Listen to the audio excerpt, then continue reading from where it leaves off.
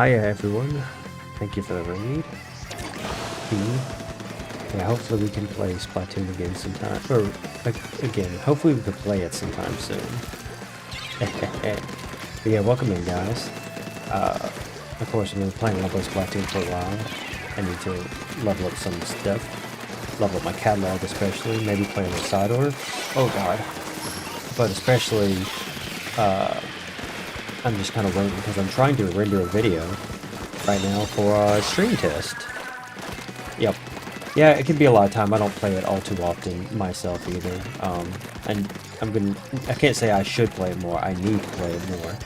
But I get a little frustrated with it just the same as you get kind of frustrated with Tekken. I get really frustrated with this game. Also, I have it on. I gotta check the settings and stuff and actually adjust some stuff here so that I can actually play normally. Oh! Give me just a second. Okay. There we go. Now I can actually see. Because I have it playing through OBS. Oh, it's a lot of fun. It could be tough to get into because of the type of gameplay it is. It's way different than a lot of other multiplayer shooters. It's way different, so it can be tough to get into, especially because Japanese players are wicked. It's kind of similar to how if you play other multiplayer shooter games and then try to play TF2, you're gonna have a bad time. You know, like you play Sniper on Call of Duty all the time, and you go play Sniper on TF2, and you're gonna get annihilated because you don't know how the hitboxes work and stuff, things like that. You know, although this doesn't have the hitbox wonkiness, it just has weapons that are considerably different. Why am I looking at the OBS? I should look at my console because I'm actually playing with lag by doing that. Yeah, it shouldn't be too much long before this video is rendered, but I'm going to play this for a little while anyway.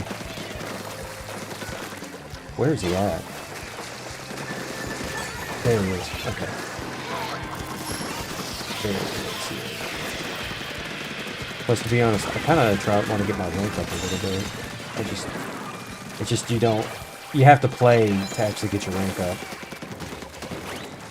And I don't play very often. Alright, I think we won on that one. Let's see. Let me check something. Okay, cool. I was checking my volume levels, make sure they're all good.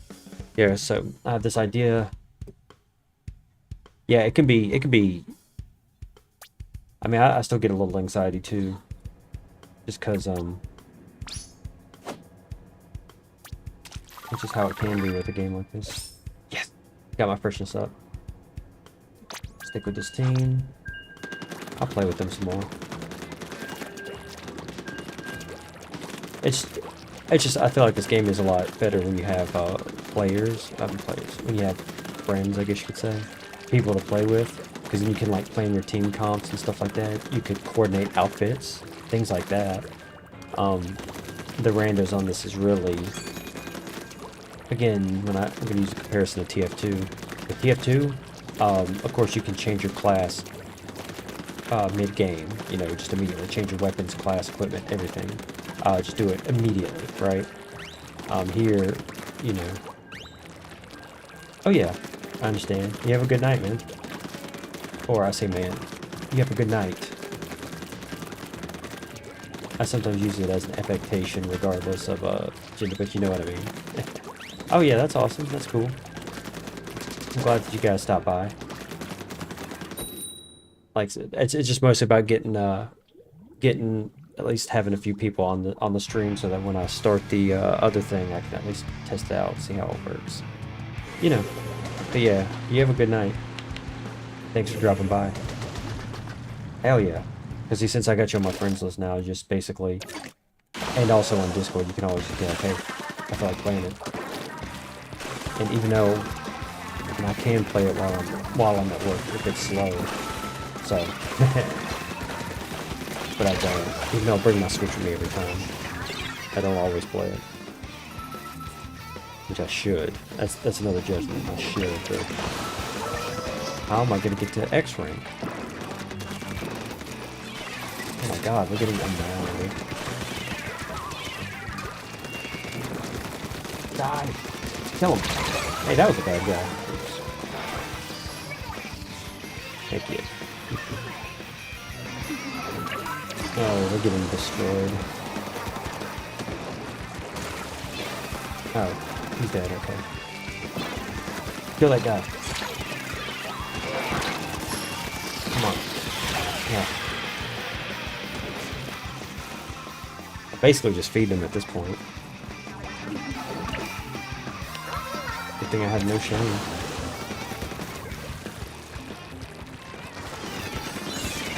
We gonna play together? Just ran into that. Got distracted. Now you can play with Nugget. Look at Nugget. Look at him. Well, they just completely wiped us. Look at that. Knockout. Look at Nugget. I was playing, sorry, Charred Nut. Oh wait, that's who won. Charred Nut. They destroyed me. It looks like it has a little tearing on the screen. That may be a settings thing. Pause series. Let me check something. That could just be OBS. I don't think it is, but still.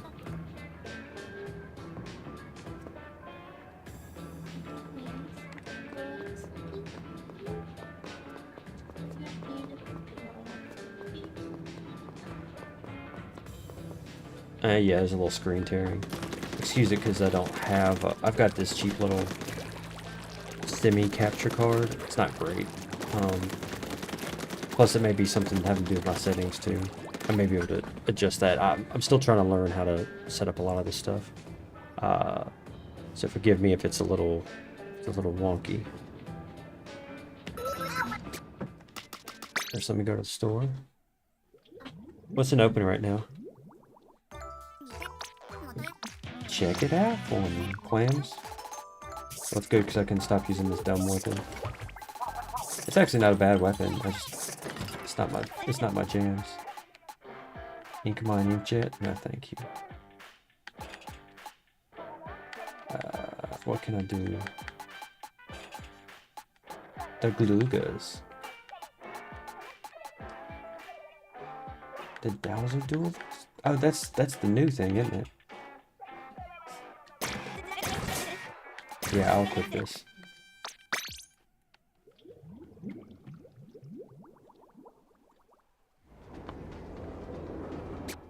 Alright. Oh, I didn't mean to do that. The D-pad on this thing is not great.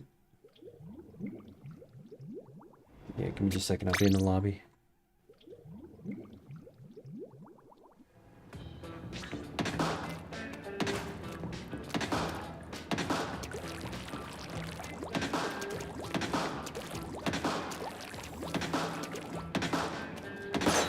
Wow.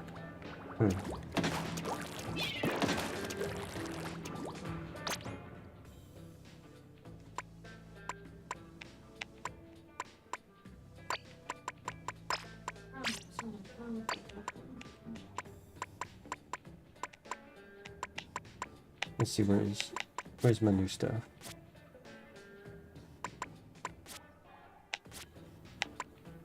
Thought I had something special charge up on it. I'll wear the bowler.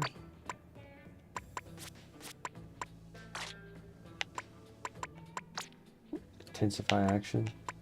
Okay.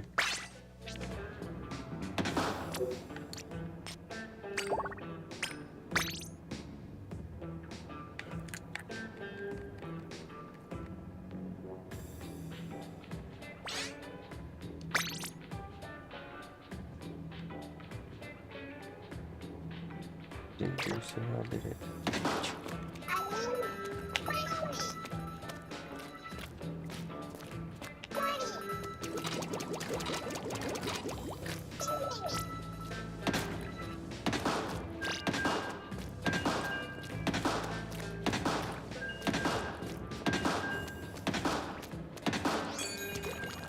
Watch this, watch.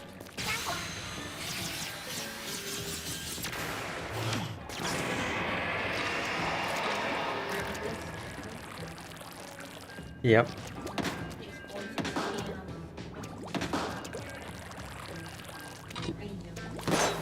Do it.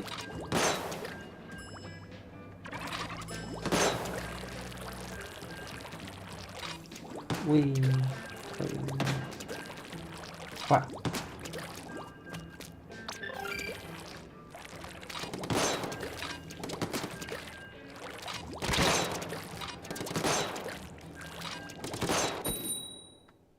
Alright, let's do this thing.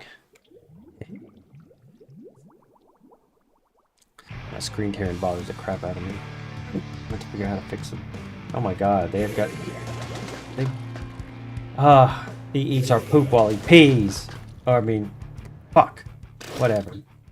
He eats our poop while we pee. Well, at least it's good to have him on the team, I guess. I'd rather have him on our team than against it. Can you imagine non-consensual eating our poop while we pee? That'd be terrible. Ah, come on. I'm not doing so well. Am I ever sure about anything? Watch out, they're going towards our bastard. Good job, poop eater. That's fine.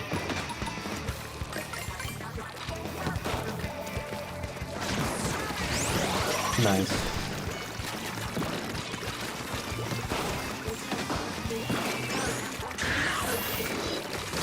Not me.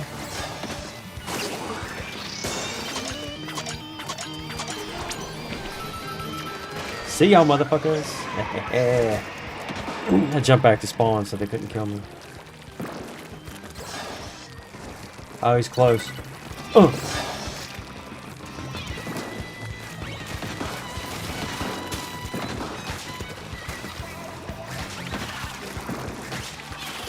Kill him! Don't let him do it! Oh. Either way, kill him! Kill him anyway! That person's name's Splatoon CEO. We can't beat them. They're the CEO. Oh, they were so close.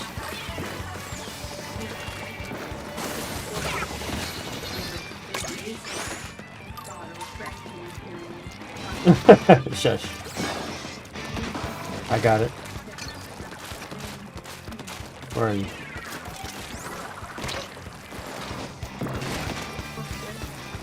Right side.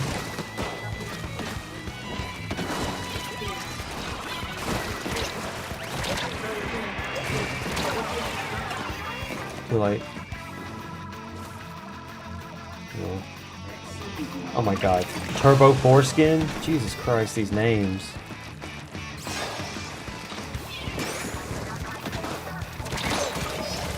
Like all the names are like, you know, hyper mega gay, pee-pee drinker, you know.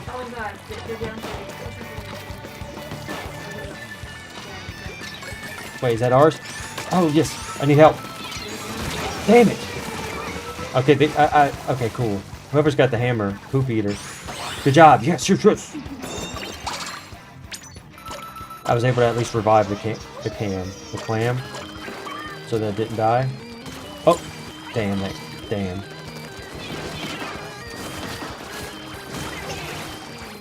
Wait, do I have a clam?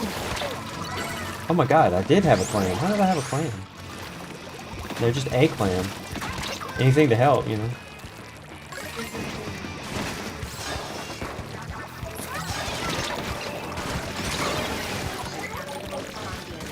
Damn, now they're making us look like scrubs. That's it. Fuck this game. I'm gonna rage quit. Imagine playing with like a player who was just like hyper mega rage quit. Like, excuse me. Yeah, you're right.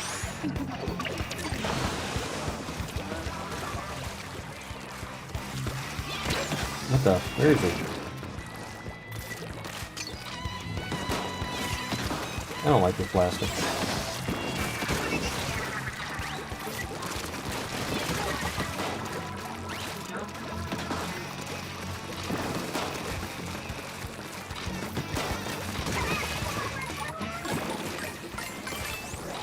I mean, might as well.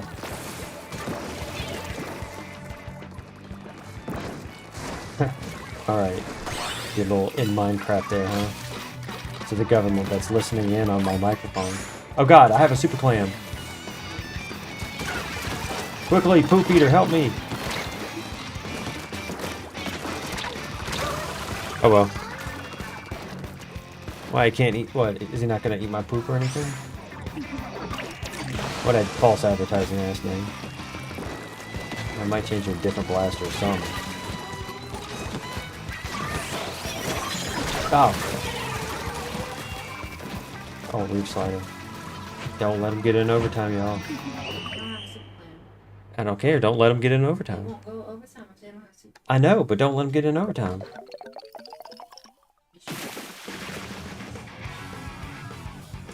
You're welcome.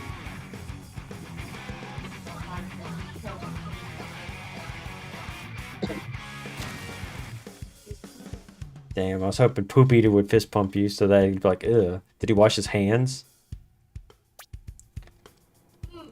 Don't look at my stats. Don't look at mine. Oh my god. You using a flingza?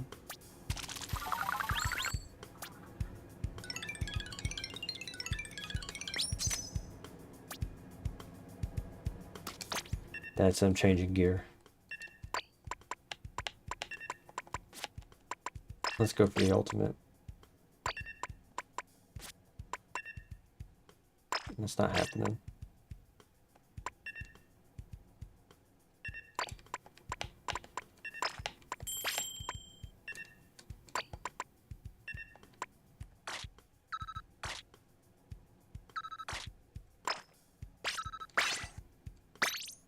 I'm going with the back with the blue blobber.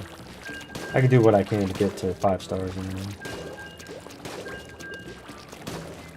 I can't consider myself a player until I get something to 5 stars. How many hours do you think that would take? You gotta beat a 500 when that happens, by the time that happens. 400.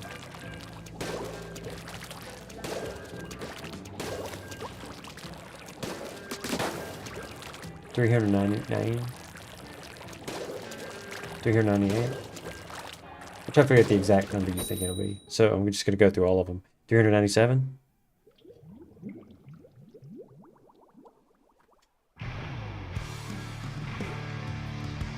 Settings.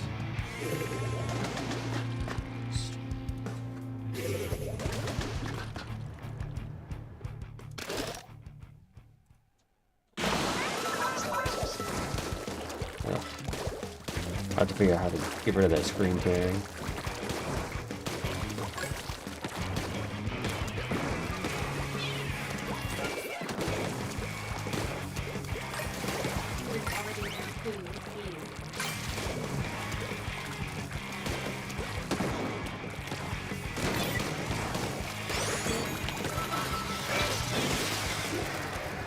Hold on. Hey.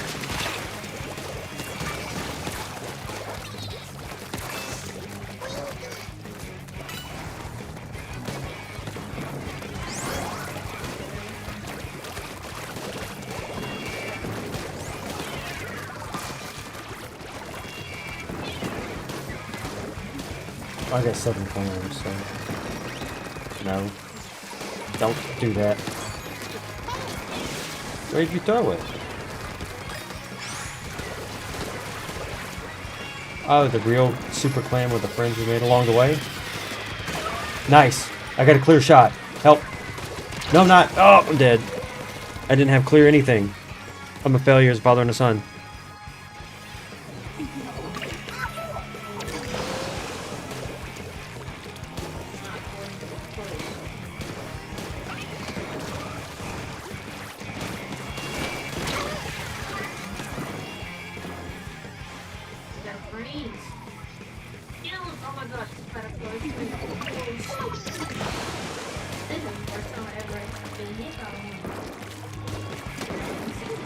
Yeah.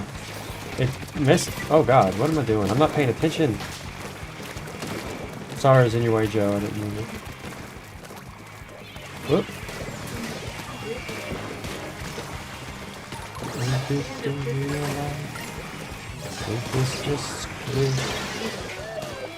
Wait, what?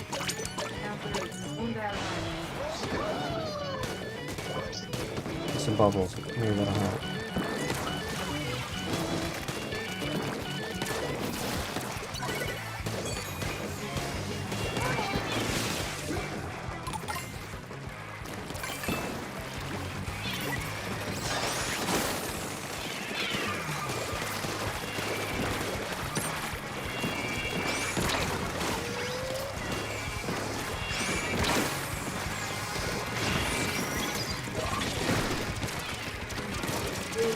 Okay, I'm cleaning up.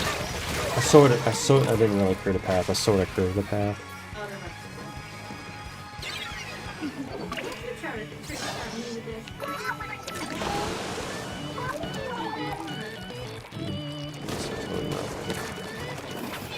Kill him! I was talking to myself.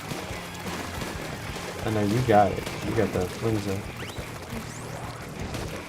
Yeah. I noticed. Oh! When you say it, it's okay, but when I say it, it's blaspheming. Wow, I'm already pushing on the right side. Can I get some coverage?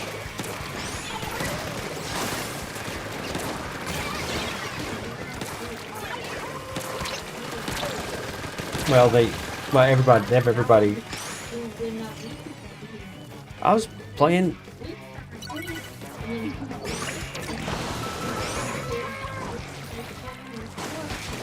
Yeah, I was playing offense. And hell, the best part is tonight they had their whole crew with them.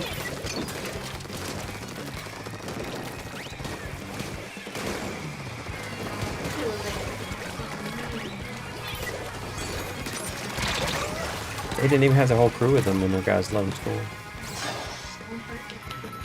Oh my god, look how much quick respawn that guy's got. And respawn Punisher, did you see that?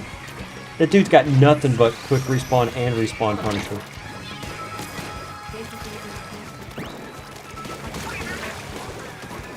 He's a douchebag is what he is. He's gonna use, like, basically he's the respawn, he's the anti-respawn guy.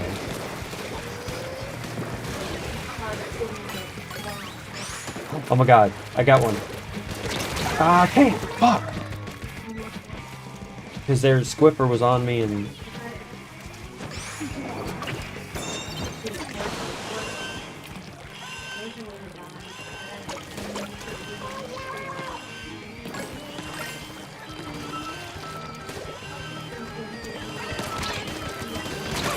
Whatever.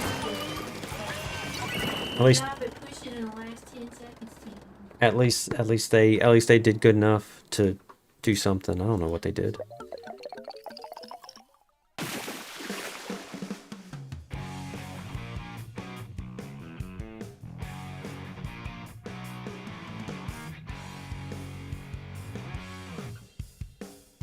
Why did it do that? Moved to close. That. Ah, I hate it when it does that.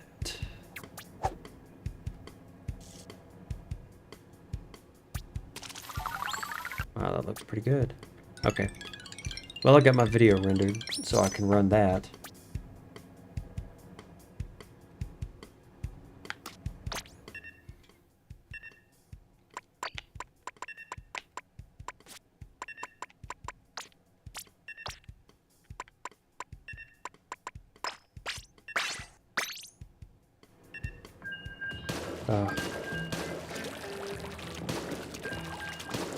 I need to get a good capture card.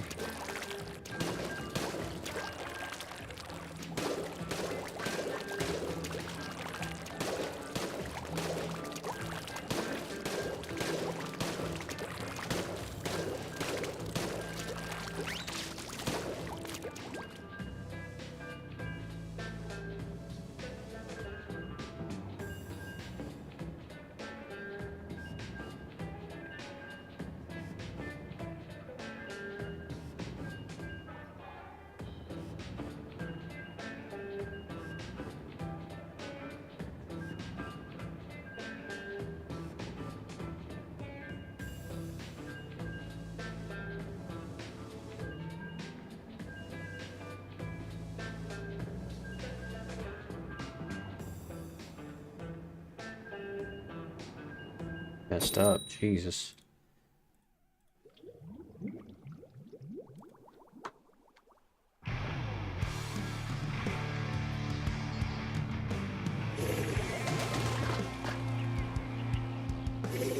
Maybe I should post this on my things. Get people in on it.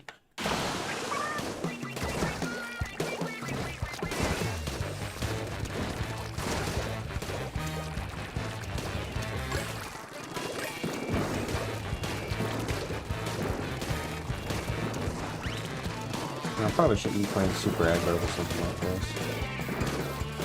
Yeah, this is not really an aggro weapon. The other one you can be a lot more aggro with, but not this one. This is the what do you call it? What did I call it? Chip damage kit? Yeah. The chip damage weapon.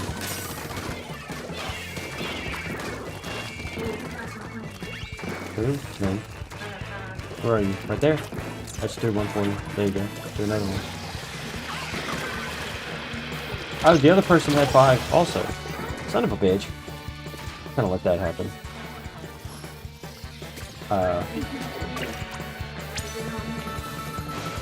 Sorry. I saw the other person had 5 claims and I thought it was you. Jump away. That's fine.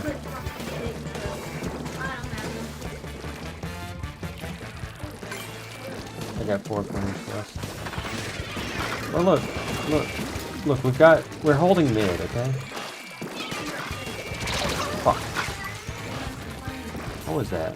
Oh, is it splatter shot, of course. And some nachos. That's some nachos and cheese, or are you talking about like some...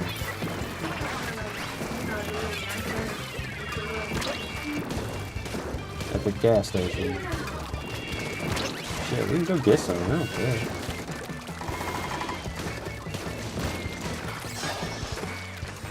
I do have to work this Saturday, though. Because, just call in. I didn't call in, but he's got something he's got to attend.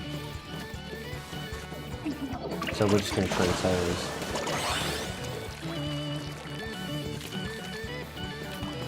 Yeah, Richard told him, said, well, we can do it. I said, you know, he's like, well, you know, since you work 2 Saturdays and I can work 2 Saturdays. And I was like, well, what we can do is either we can just have it swap, or we can do it whatever way we feel like. Damn, he got out of the way of the bubbles.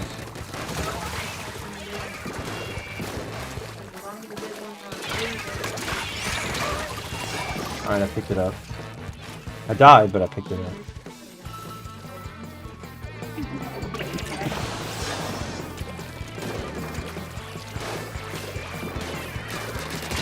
Playing with the new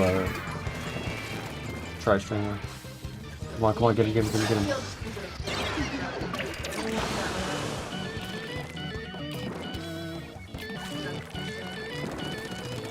I'm getting some clams.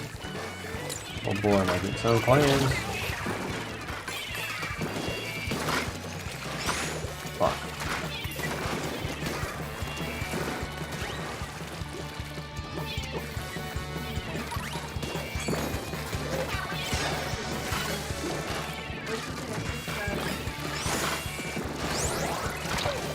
Okay. I've got... Come on. Damn! I wasn't close enough. Yeah. What are you talking about? I pushed. Yeah, and I was over there too. Did you see me? That was me. Oh my god. It's because I had no choice, because I was stuck. I was either gonna die. I had to throw it because I was gonna die with. I was either gonna die. Exactly. I was gonna die not throwing it or die throwing it. So I opted to die throwing it. Why am I doing over here? I don't have a super lamb. True. Whoa, where is he? He's behind me. How the hell did I get out of that? Alright, I got 6 clams, so.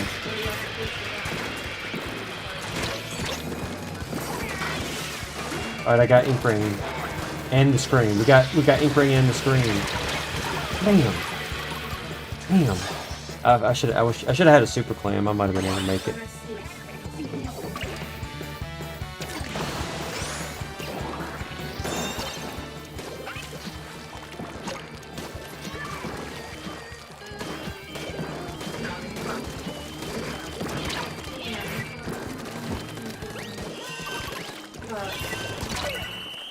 Come on. How much they beat us by? By 1? Oh my god. Of course.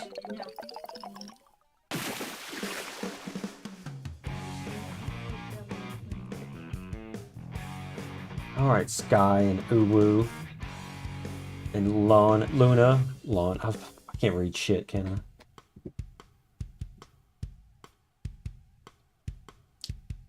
I? What the hell? Why does it look like that? My stream ain't looking right.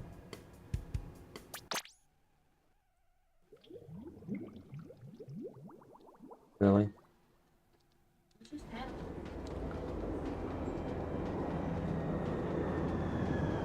Looks like the internet is crapping out on us.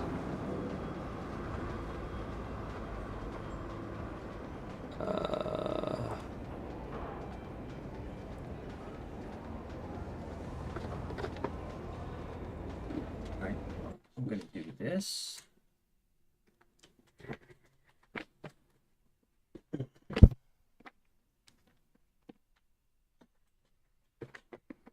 Oh, hey.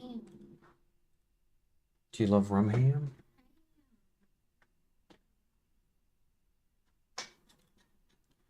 Okay, let's go to...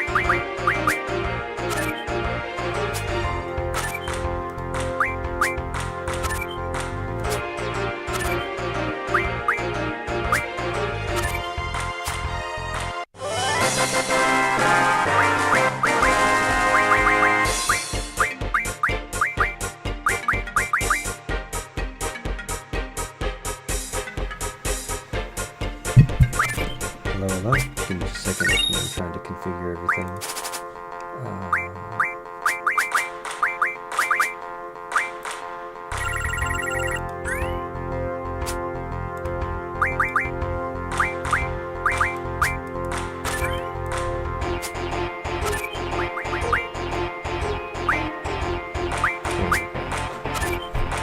I think so. No?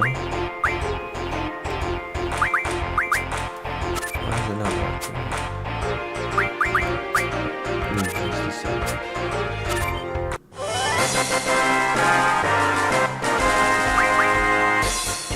Not playing. Give me just a second.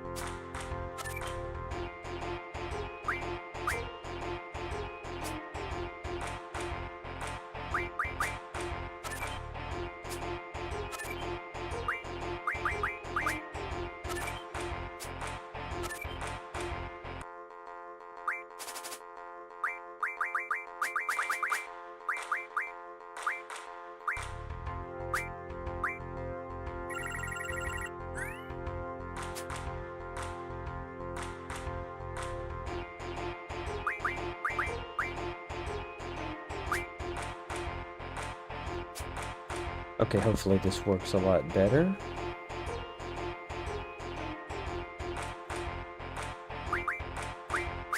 I could probably just remove that, actually. Remove.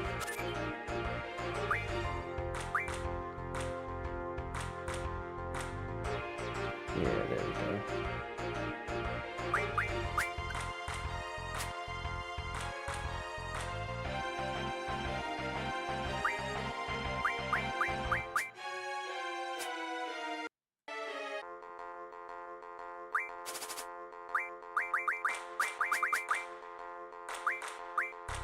Oh yeah, let me change the settings on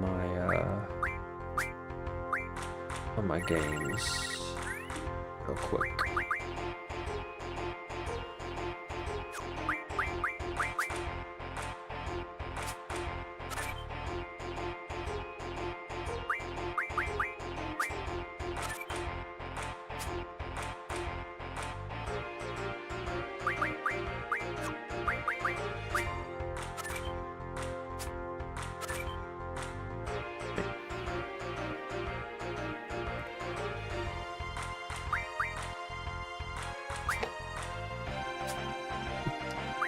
Now, I'll give you some information on this.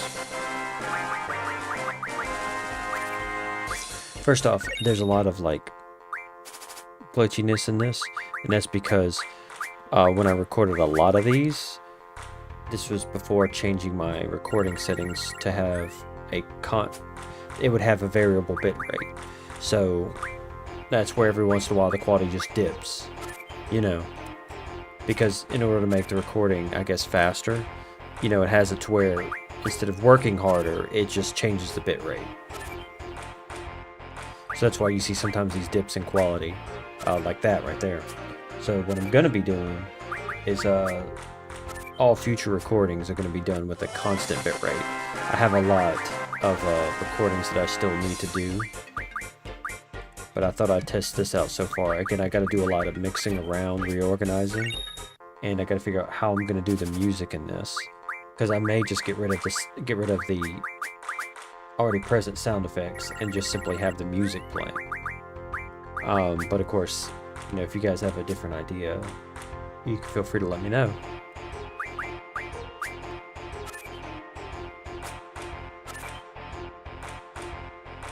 So basically, I'll just be sitting here chilling and talking to anybody who wants to join.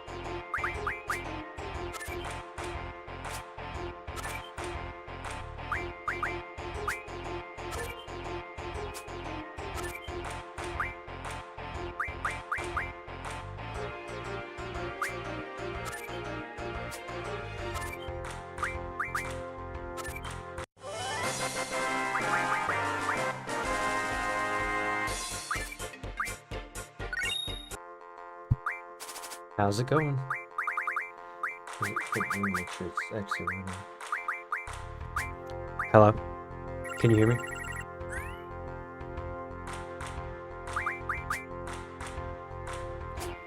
Yep. Okay. I had to make sure my mic was actually working. Yep. This is from the remastered version, but it's still the same. It's just better quality. I have a little issue with how I recorded most of this video. Is that it has variable bitrate, so every once in a while the quality drops. But that's something I'm going to straighten out when I finish this. This I'm just testing out. I did a quick render of what I've done so far, and so I'm just basically testing this out for something that I'm working on. I had an idea to basically do this as like a 24-hour long live stream, where I just have this playing constantly for 24 hours, with it being nothing but triple triad. Also planning on shuffling them around, because these are basically in order as I've recorded them, so you might see some level of progression, but I'm also working on whether or not I think it might be better to replace all the audio instead with just the triple triad sound, triple triad music just basically playing from end to end, or something like that. I haven't, of course, fully realized it, but so far I've edited about 2.5 hours worth of video, which is, of course, it's taken a long time, and I've probably got a lot more footage, but I want to go through the footage that I have so far, so they can at least be know where I am with it, so I can know how much more I have to record.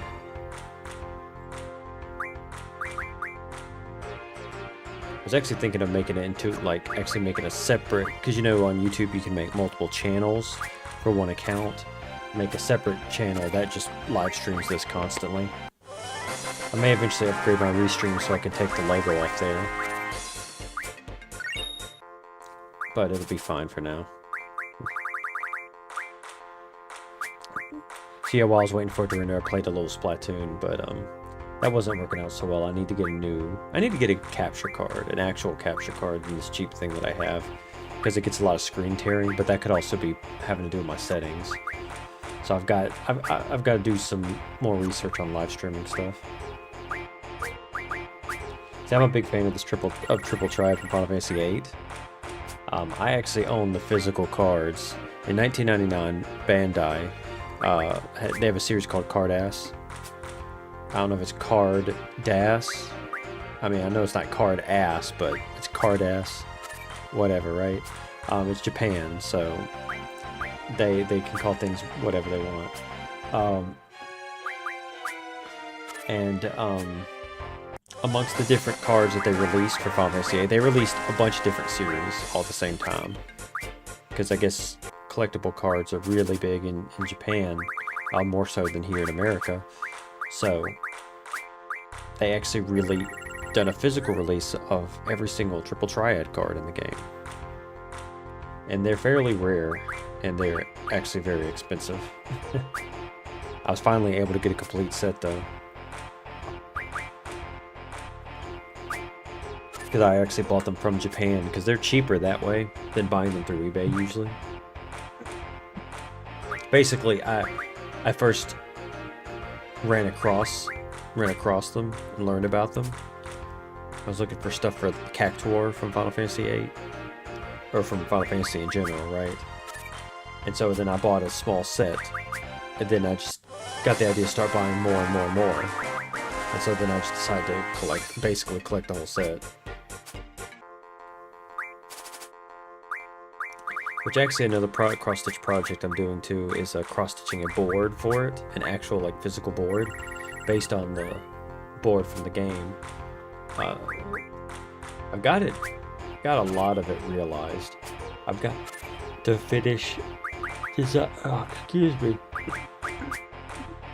I've got to finish designing the text where it says Triple Triad. Finish the little accoutrements. And then I think I'm gonna make some version of the pattern of that sort of the circular, I guess you could call it the garden emblem. The circular garden emblem around it. It's gonna end up looking pretty good, I'll say. And I've had to do it all from scratch too. Because that's you can't really like take it directly from the game itself, because you know, even if we're talking about the original game, the way the original game handles like sprites and stuff, it has I forget what they call it. It has a way it blends colors, right?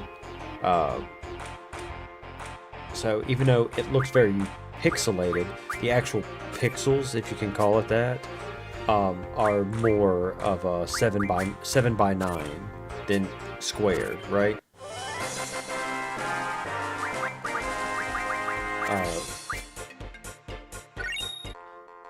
So it's not really easy to directly transfer when you're talking about the sprite from the game to a cross-stitch. For one thing, that the game has millions of colors,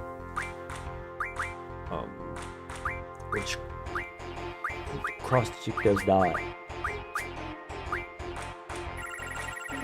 And then there's the fact that every single individual pixel... Oh yeah. Yeah, it's not everyone's thing. I like it because it's fairly simple. It's like tic-tac-toe, but better. Because you know, tic-tac-toe only has oh so many plays that can be made. The game pretty much goes almost always... It's either almost always going to be a draw or victory for X if X takes the center square.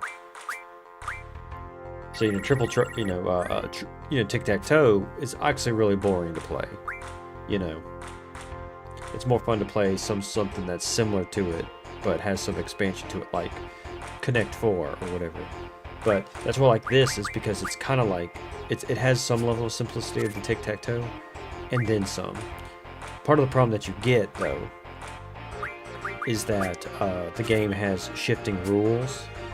Which some rules are fine, like the plus and the same rule, but it also has the plus combo rule, which I'm not a huge fan of. And of course everyone laments about the random rule, because it means that, oh, based on what cards you have, you know, since the rare cards you only get one of them, but everything else you can get up to 9 of. Or actually, I think it's even more, not 9. You can get as much as high as 99 of them. So you can make it incredibly difficult to get any good cards, especially when you're trying to win certain cards, and the random rule will spread like a cancer. And the way that there's a way to clear it out, but it's like super, the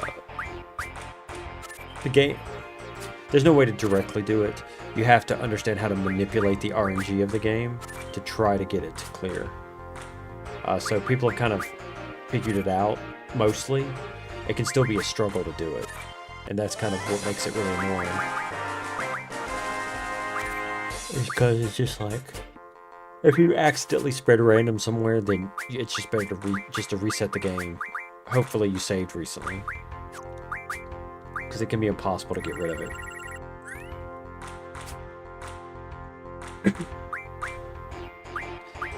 Yeah, there's a lot of things that it could have needed, like the ability to directly influence rules. Like you can pay the Queen of Cards to add a rule. I think she can take away some rules, I think, but not random. Additionally, it's got a lot of other weird things, like how you can win cards. Of course, most of these you see are one, but there's a couple of games that's in this that include direct and all. That's all, of course, is the best way to get a bunch of cards, which is good if you're refining them for items. Difference. So basically, the difference in your scores depends on how many cards you get. So you can get all their cards. You get a minimum of 2 cards, which that can be okay for doing that. But the worst one, of course, is direct, where whatever cards you flip, you keep, but whatever cards your opponent flips, they keep, which is the worst, because it means that you can lose your best cards just by the way the game goes. You know, it's like a high risk, high reward thing with the all and the difference. But typically, if you win, all is going to work out for you. But it can be high risk, high reward, because if you lose and all of your best cards are in your hand, then you can lose them. Which you'll see some of the games here are from times when I've lost them, because what I did is instead, once I lost them, I didn't just reset most of the time. I just continued to play and record it so I could get them back eventually, because it makes good footage. There are some things the game does do that helps mitigate the annoying losses. Like once you lose a card, it does tell you in the menu the general area where it's at, which is helpful, because like if you lose to Zell's mom, it'll say Balam household or something like that. And so the only person that's in any of the houses you can play cards with is Zell's mom. So with that, you can you can go and find them and win them back, because it's not like they go to anybody else except in special circumstances, and that's usually with the Queen of Cards quest. Yeah, the problem is that they overcomplicated certain aspects of it that can make it frustrating. Like once you get good with it, it can actually be a game breaker, because it allows you to get spells and items that you can't get anywhere, or not anywhere, that you can't get at that point in the game except through Triple Triad. That's how you get Lionheart, his most powerful weapon, in Disc 1. Or Squall's most powerful weapon in Disc 1. The good thing is it's optional, unlike in Final Fantasy IX, which, Final Fantasy IX had Tetramaster, which I guess because, Tetra, it's 4, so they're like, and I think that one uses a 4x4 grid, so I think it's supposed to be meant to be Triple Triad, but maybe they thought it was improved, but I can't stand it. It has some random elements to it. It has multi-directional arrows, and not every card has all the arrows, so it can't attack every area. The cards have stats. I don't like it. I feel like it takes a good idea and just overcomplicates it. And you see here, I lose, I lose card games and stuff like that too. So it's not just me winning all the time. Yeah, it's I don't like Tetramaster very much, just because I like the simplicity of Triple Triad, but the fact that the way that the game is designed, it's simple enough that it benefits it to have these rule options, I should say.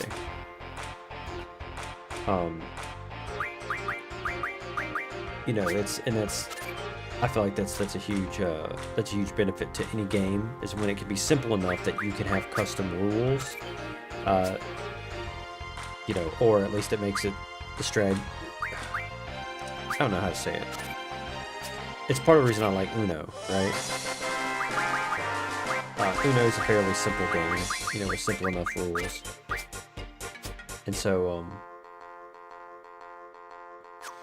you know, then you could have house rules and other things that people add. You know, stuff like that.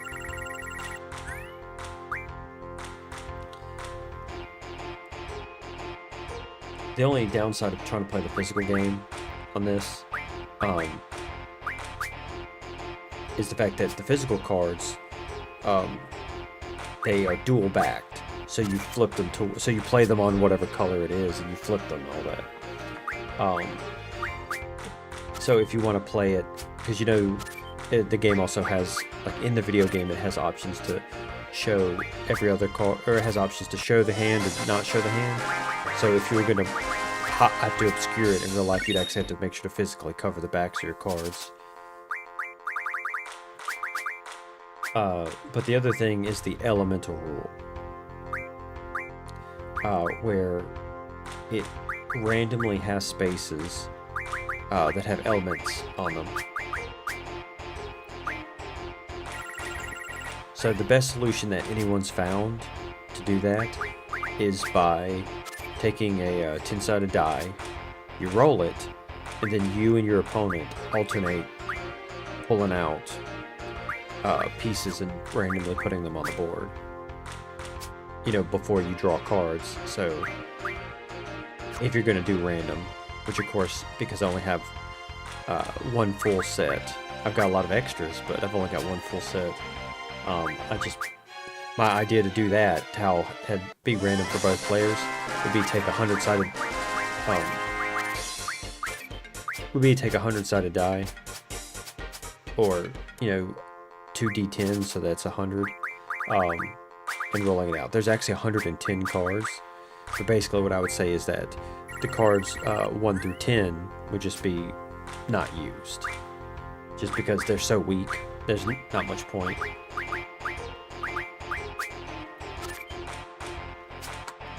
Because if you actually see, actually, hold on. That jelly eye, the blue thing on the left.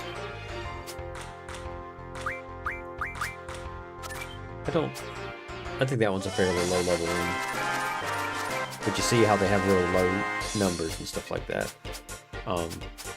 The good thing is that when you add extra rules like plus and same, then it's not just about who has the highest numbers, but it's also on the strategy that you use.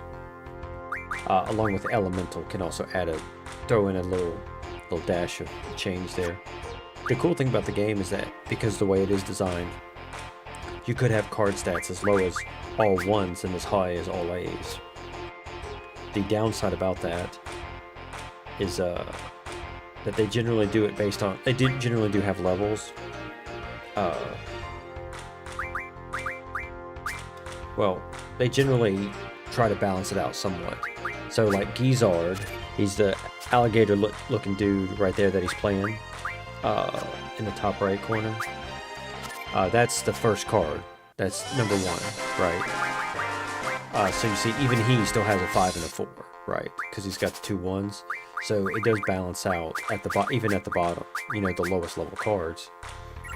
So you wouldn't have all 1s, because that card would be useless. Except, well, not necessarily. If you had a card that had a 1 side and it was on an elemental space that was not its element, it would count as a 0 basically. So he could flip that.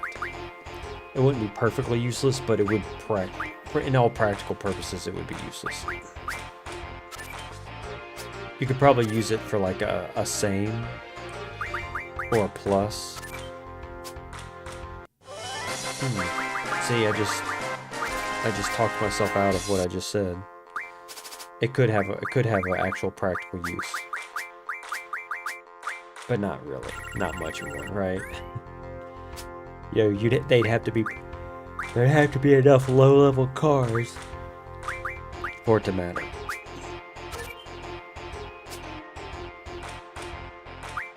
So that's why in the real world I like to play with Salmon Plus. I don't have the combo though, because what I don't like is the idea that, well, I don't like anything where it's like one move and it flips and it like turns the whole game around, because it's constantly flipping cards sequentially based on who has the highest numbers.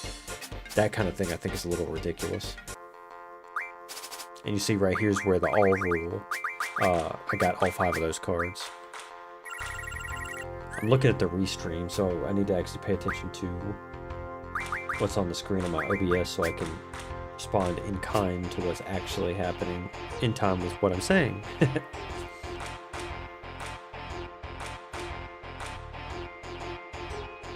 Plus, I don't think everybody is a fan of this music either. I know Spoony was real critical of it too. That's another fun thing that connects this whole thing, is that Spoony himself, he was, you know, he did his whole Final Fantasy VIII review. I feel like he was a bit harsh, but I don't think he actually hates it. But I will say this about that. This kind of goes into the problem of angry reviewers. Is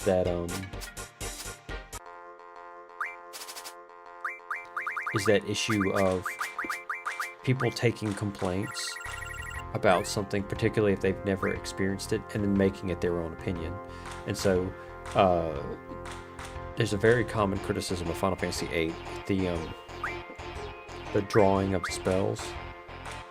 And one of the points that I made to people is that you don't have to draw 100 of every spell with every monster that you ever encounter.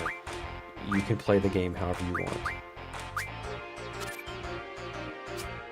The game, one thing that actually makes the game interesting is that the way it's designed actually gives you a lot of ways you can play it.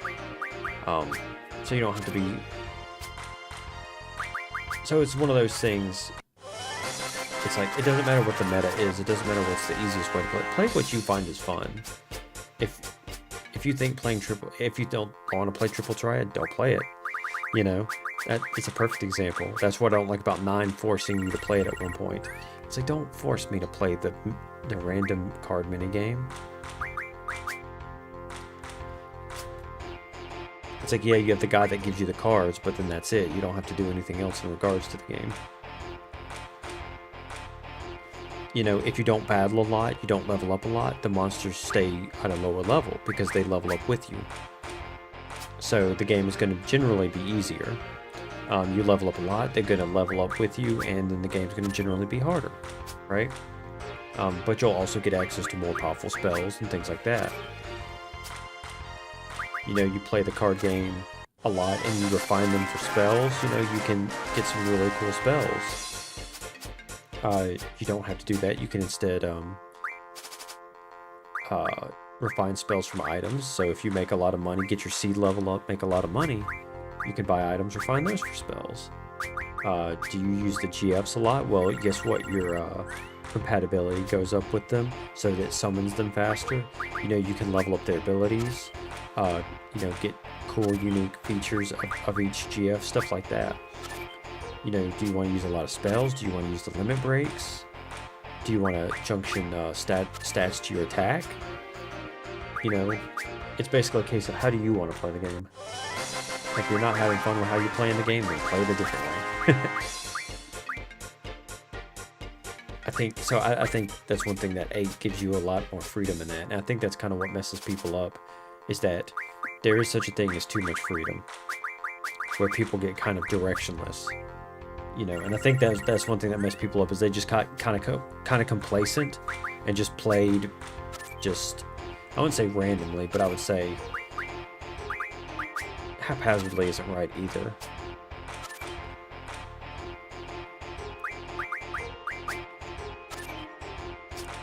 Sort of loosey-goosey, I don't know. Something like that, you know what I'm trying to say. You know, they wouldn't put too much time or energy into thinking specifically how they played, they just kind of played, right? Which is nothing wrong with that, because the game generally works with that. Because like another thing is people criticizing the junction system. It's like, well, the game gives you tutorials on it. But if you don't care about it, you can also skip the tutorials. You know, it's up to you. I think that's one thing that helped 9 be more popular. or be more well regarded in the end was that it played much more like a standard RPG. It took away the thing that both 7 and 8 did, where the characters didn't really have classes so much as their main difference being their limits and weapons, you know. So that's one thing I think. I think people took better to that, which is a lot of things I don't like about 9. So I'll be really heavily critical of it in that regard.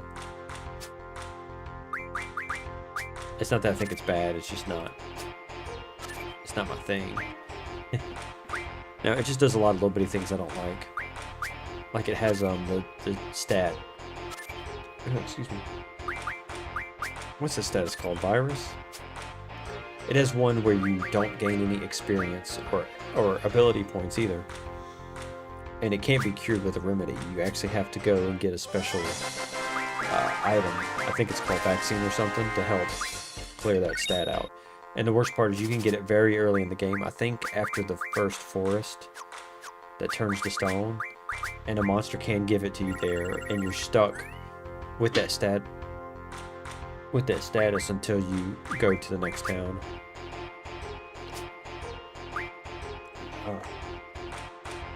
I'll be right back. What are you doing? Oh my god.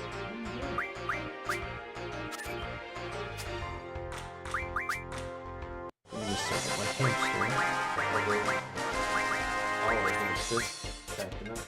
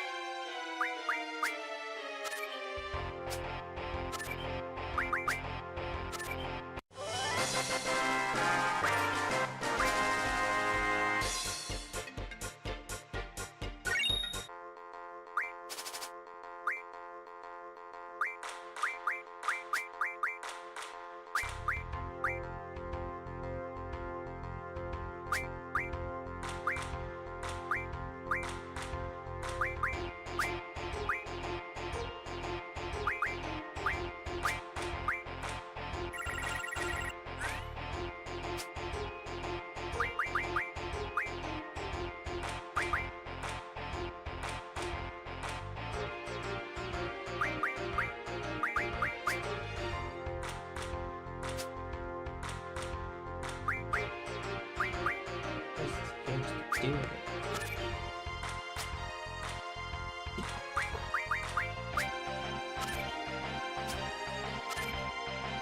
See, now it's a stream because I got this hamster with me right now.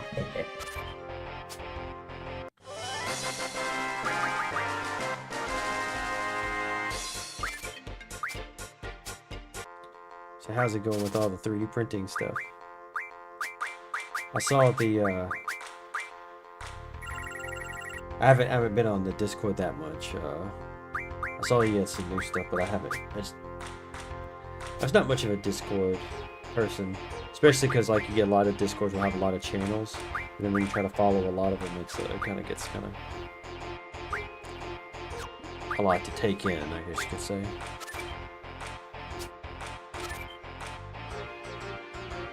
So that's why with my you know, of course I did my Discord because it's a good way to communicate with people for sure, but it's something I'm not too used to, you know. This hamster's all hyped up. You want to run around, don't you? But you can't run around. It's late at night. You need to get your energy out. Yeah.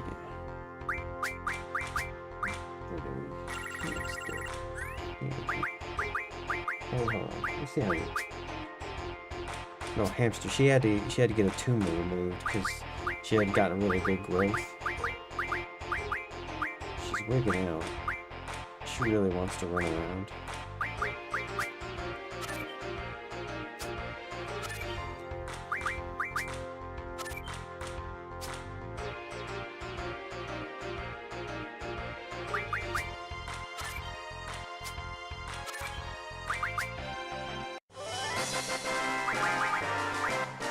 She's really hyper.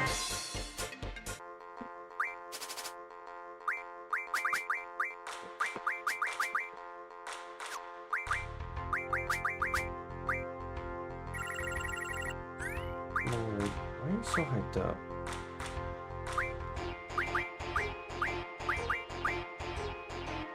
I don't know why she's so hyped up all the time.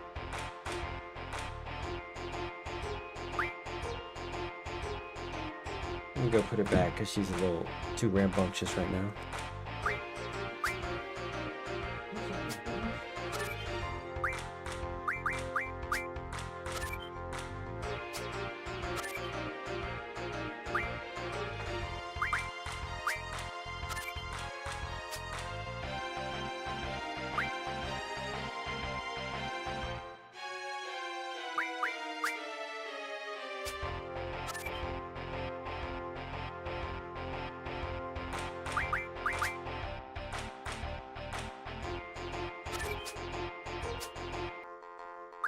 There we go, I convinced her to go back in her little hidey hole.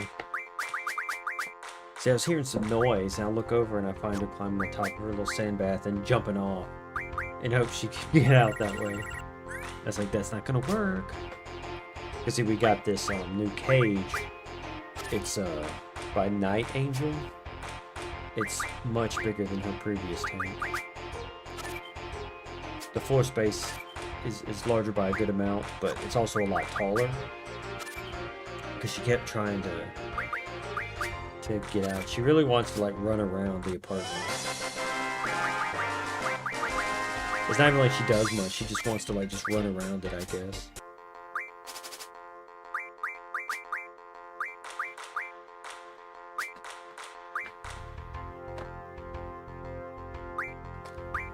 I don't know.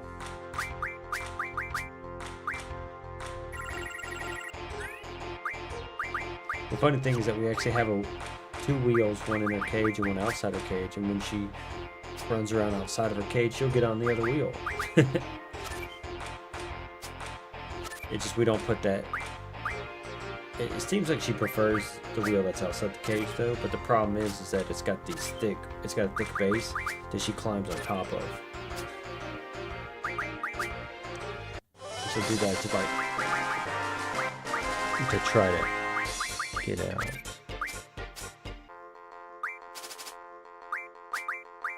Trying to watch her and see what she's doing. I don't know.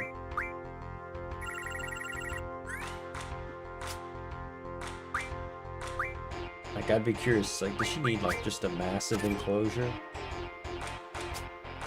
Because, like, the one we have is pretty big. Because, see, we had her in a 40, in what was like a basic, I think, what brand is that? I don't know, like what they call a 40-gallon breeder, which isn't huge. It's pretty big, though. We don't have that much space, so we got this thing from Night Angel, which is like twice as large in terms of like gallonage, maybe volume. That's the word, volume. But still, you know, thinking hamsters are I don't know. They can be a hassle because they're not like fully domesticated, like other animals are. But thinking, I generally prefer pets that are pretty like chill.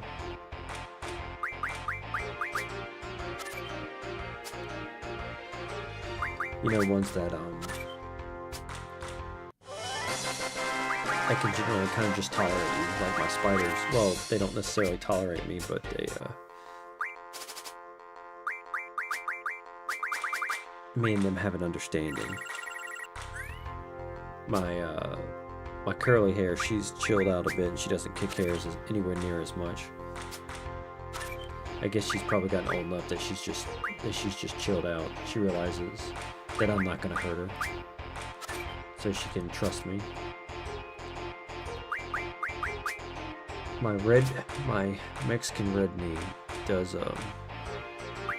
that one will still kick hairs very quickly, which I'm pretty sure it's female. I'm trying to remember last time it molted, but I'm pretty sure it is. Just looking at it, it doesn't have any tibial hooks too, and I know it's past juvenile. So it's almost definitely a female, unless I've confirmed it, but I'm pretty sure I have. My Palomino blonde still hasn't. I've had that Palomino blonde for a very long time, and it hasn't molted once. They're a very slow growing breed, though. Species, I should say. So that's part of it. I mean, it hasn't grown much since I had it. I think I originally got it was about maybe an inch or an inch and a half. Probably closer to an inch and a half. And now it's still in about 2 inches. So I'm just keeping an eye out on it. Plus, it doesn't really seem to eat, which is usually what it does pre-molt. But you know, all you gotta do is just keep an eye out on it. Give them water, put food in there, let them eat. Because if they want to eat, they'll eat. If they don't want to eat, they won't. But it also keeps like burrowing and like covering the entrance of its burrow a lot, which is for species around here, especially New World species, that are terrestrials, what they call it. They tend to do that because that's what the Mexican red knee did too. When it got close to molting, it sort of blocked up its burrow and wanted to be left alone.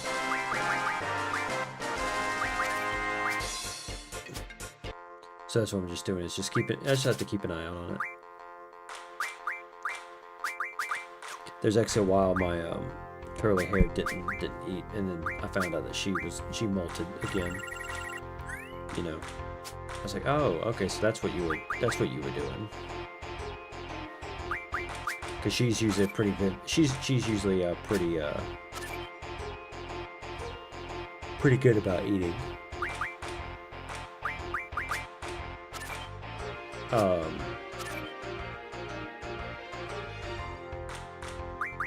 My Starburst baboon is good about eating, but also very skittish, as they are pretty common to be like. The biggest thing is keeping an eye on it, because they're very fast too.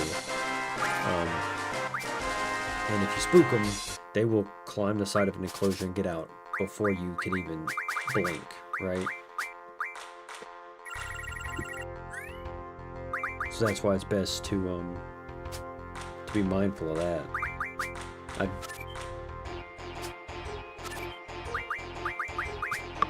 used to have one years ago, and it escaped twice because it would bolt up the side of the enclosure whenever you spooked it. So if you're doing like cleaning and stuff. Luckily this one isn't so bad, but I have caught it sometimes at the top of the enclosure.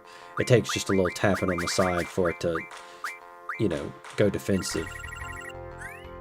And then of course once I sit there and I'm like, "You finished?" I got great pictures of the last time I did that. And I was just like, you know, tapped it down, and then it threat postured. So I just told him to say, "You finished? You done?" And then it, you know, very shortly after that, it calmed down and then just went to go hide in its little hidey hole. And I'm like, yeah, see, there you go. You're just trying to start trouble. It's like, you're not the first one, okay? You're not the first one I've had. You're not going to be the last. So I know your games. You can't get me. And then I've got my tailless whip scorpion, which I want to put a larger enclosure in. Anyway, this is an example of I was trying to intentionally lose, because in order to obtain certain cards, you do have to lose them to certain people in the game. And so here you had to lose Bitty Bog. I can't remember who you had to lose them to.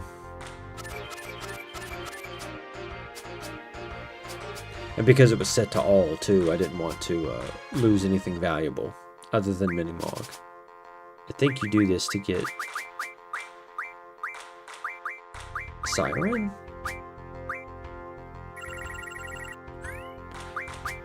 Or is it Chubby Chocobo?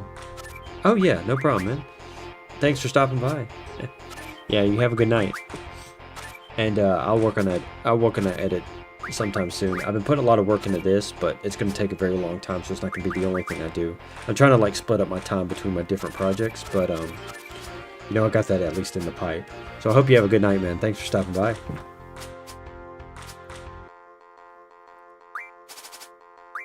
Let's see, what else? Yeah, Minimog, I'm trying to remember. I think it might be Siren, but I may be wrong on that. No, wait, it's either that or Chubby Chocobo.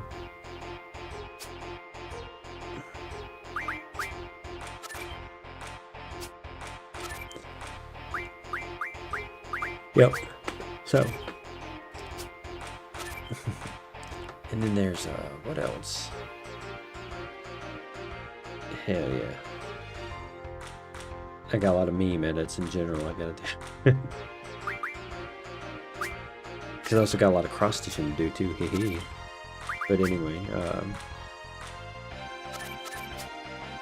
see, a good tip for anybody who wants to get good at playing Triple Triad in Final Fantasy VIII. One of the things I suggest is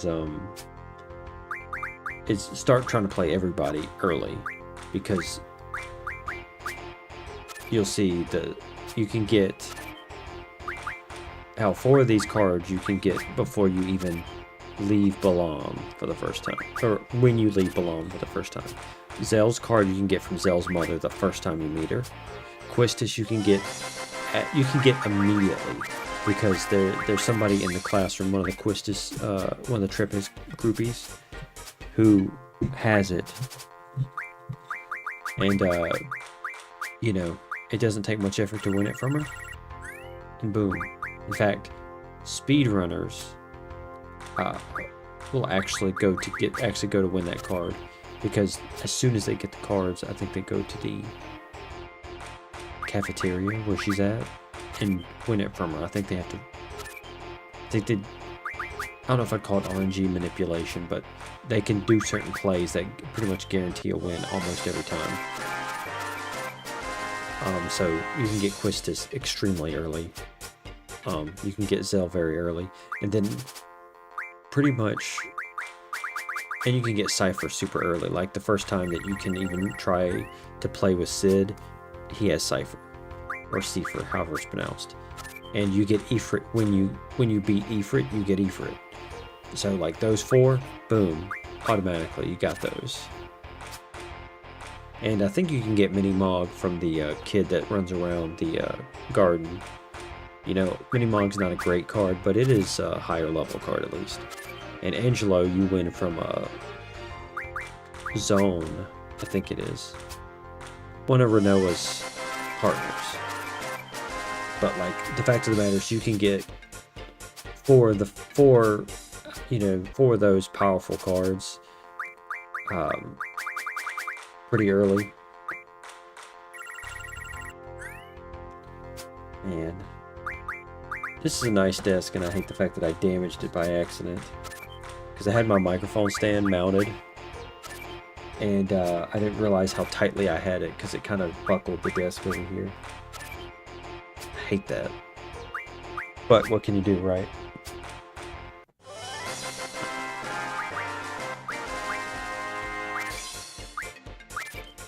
I need a better microphone arm, because my microphone arm is not very good. If I sound weird, it's because I keep yawning. don't know how much longer I'm going to stay up doing this. The test so far is going good. It sounds good. The video seems to be playing at a good speed. And other than the bitrate problems where it constantly dips, it's looking pretty good. You know, again, my idea is to have this play for 24 hours, which means that it won't always have me able to talk and respond to people.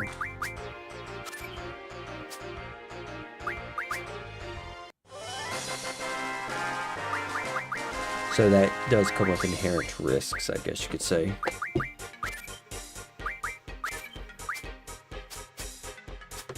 What the hell is on this disc? Anyway.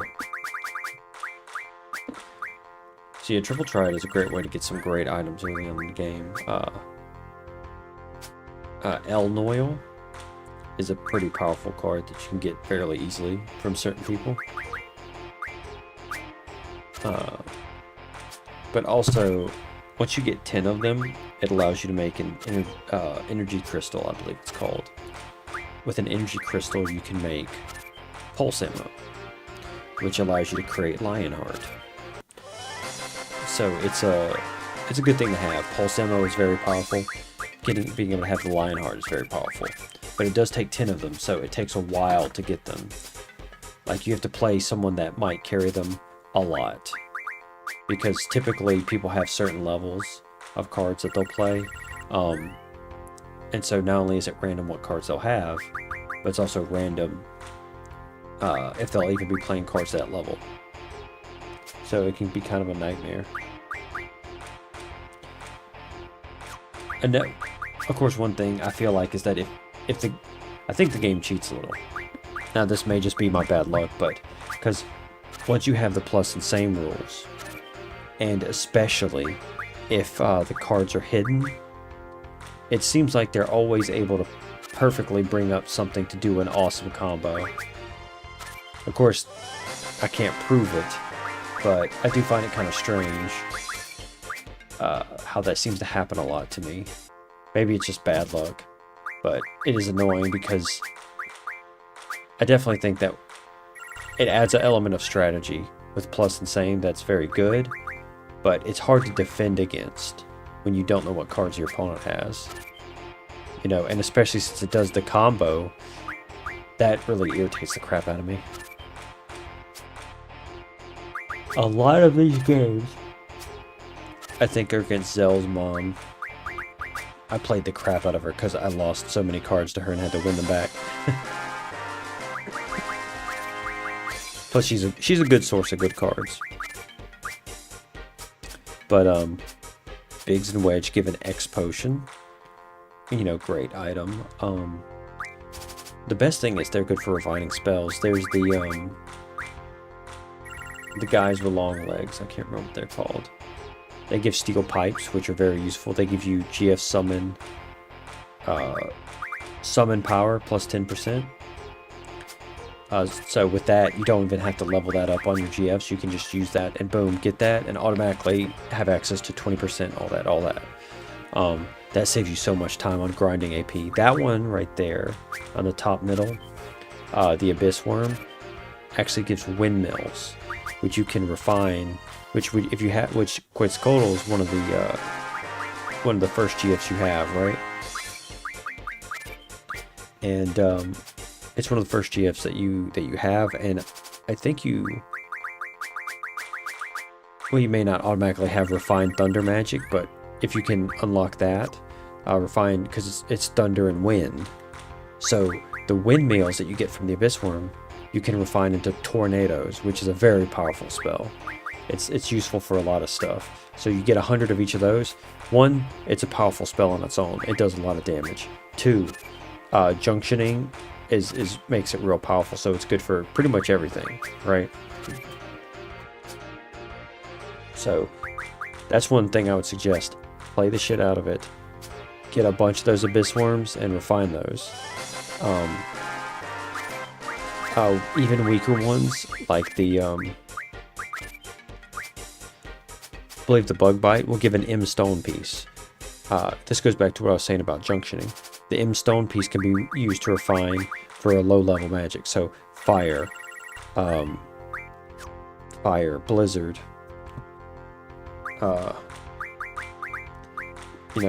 thunder. Just so, it's not that difficult to get a bunch of those, just from playing, especially if you have all.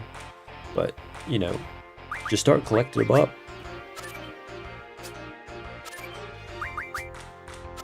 And boom, you can refine them into whatever. So you want 100 fires? Easy. It's so easy to get. And that's just fires. Even when you start talking about Fira and Firaga and, all the second and third level spells, super easy to get them. And then you can start refining, especially as you gain junction abilities, you can junction elements to your attack, things like that. There's so many options that you start to that you're limiting yourself, is what I'm trying to say.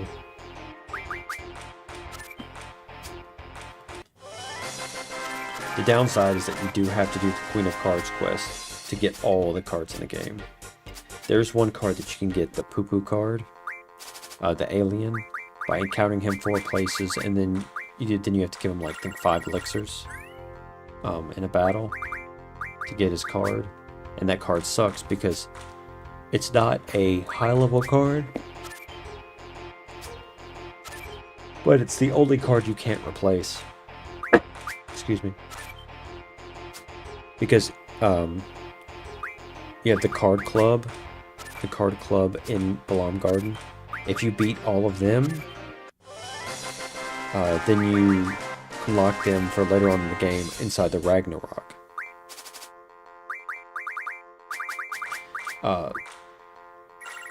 And then with them, you can get any card that you miss throughout the game. So you miss a card, you go back to them. You didn't get Seifer, you can get it from them, etc., etc. Except for the Poo Poo card. That's the only one you absolutely have to do the side quest to get. Granted, it's not a powerful card, so if you don't care about collecting all of them, then it doesn't matter that much.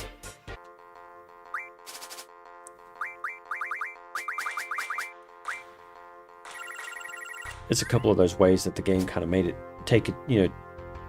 decided to take it easy on you. Because there are some cards that you do have a limited time offer to get. Like, who is it? Because, you can get from Seifer, you can get Seifer's card pretty much any time you can see Sid. So you can get it at the beginning of the game, you can get it at the end of the game.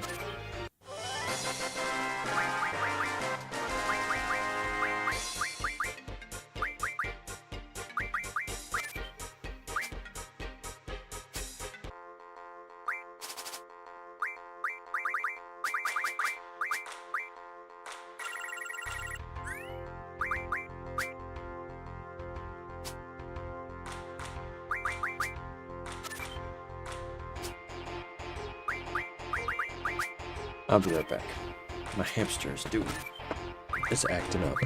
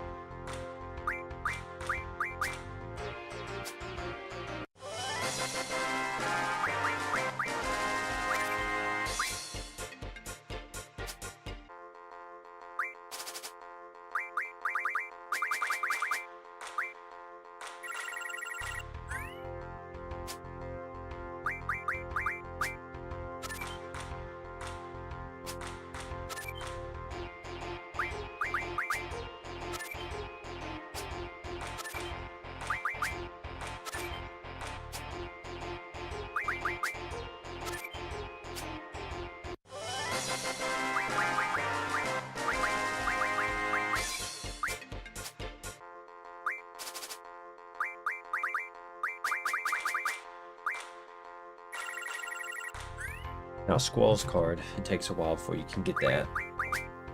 It's closer towards the end of the game, but selfies you can get from Triad Garden. Who has Irvin's card? I can't remember. Either way, luckily the information's all out there. I say use a guide anyway, unless you're planning on playing everybody that you can possibly play in the entire game. It becomes difficult, and there's certain things that become very difficult to decipher, you know, like on the Queen of Cards. Since her father makes the cards, you have to talk to her to figure out what card she wants, and lose that card to her and all that. It's a lot better just to look it up, you know, and then just have fun playing the card game on its own. The fun thing is that since you can get your cards back, if you refine them, you know, you have the card club folks at the end of the game on the Ragnarok, and then you play with them to get, you know, get the cards back, so you can refine them for goodies and usually very powerful stuff, and then turn around and get your card back. That's another one is Diablos. As soon as you get that magic lamp, you can fight Diablos. And of course, once you beat him, you get his card. So you end up having 5 very powerful cards very early in the game. I mean, essentially, you can probably beat anybody. You know, because nobody's going to have more than one powerful card. The best they might have is multiple silver borders. But even then, the AI can be pretty easy to manipulate.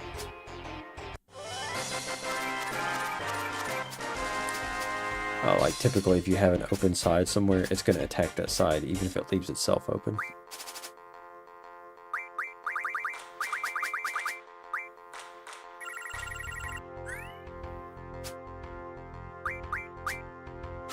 I'm going to write another 15 minutes and then I'm going to skedaddle. Because I think that's a good enough test to prove that it does work.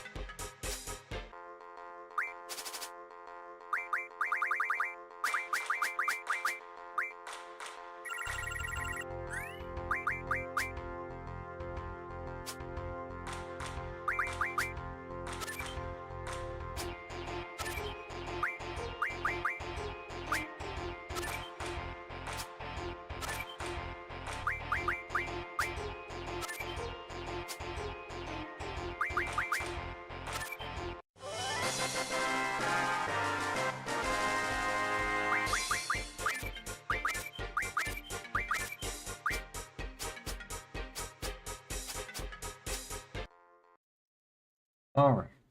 I think I'm gonna actually cut off there because I'm starting to zone out a bit. Well, this was a good experiment, and I think it actually worked out pretty good. I've got to do some. Again, I'm going to be having to do a lot of editing to get this fully realized. And decide what I want to do here and there. I may just have the music continuously play.